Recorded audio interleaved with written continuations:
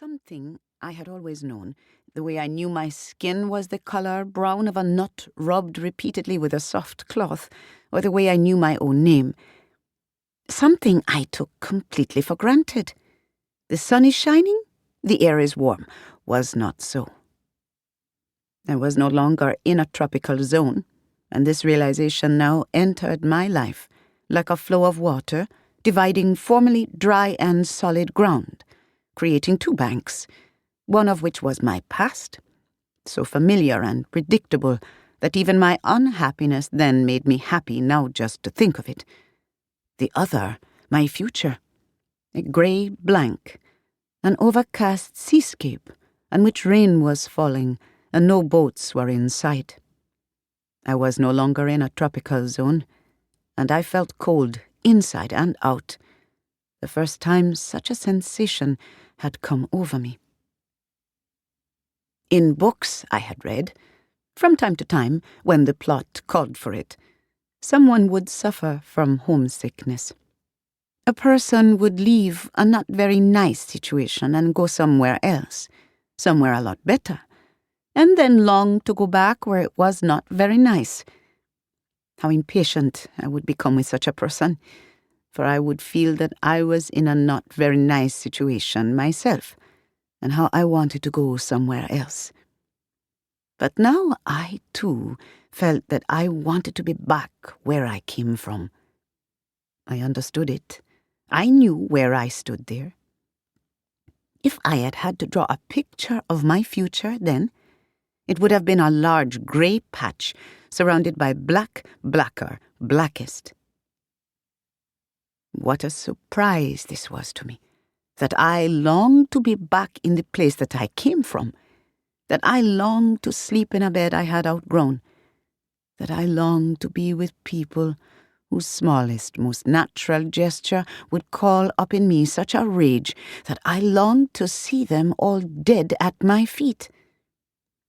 Oh, I had imagined that with my one swift act, leaving home and coming to this new place, I could leave behind me, as if it were an old garment never to be worn again, my sad thoughts, my sad feelings, and my discontent with life in general as it presented itself to me. In the past, the thought of being in my present situation had been a comfort, but now I did not even have this to look forward to, and so I lay down on my bed and dreamt I was eating a bowl of pink mullet and green figs cooked in coconut milk, and it had been cooked by my grandmother, which was why the taste of it pleased me so, for she was the person I liked best in all the world, and those were the things I liked best to eat also. The room in which I lay was a small room just off the kitchen, the maid's room. I was used to a small room, but this was a different sort of small room. The ceiling was very high, and the walls went all the way up to the ceiling, enclosing the room like a box in which cargo travelling a long way should be shipped. But I was not cargo. I was only an unhappy young woman living in a maid's room, and I was not even the maid. I was the young girl who watches over the children and goes to school at night. How nice everyone was to me, though, saying that I should regard them as my family and make myself at home. I believed them to be sincere, for I knew that such a thing would not be said to a member of their real family. After all, aren't family the people who become the millstone around your life's neck?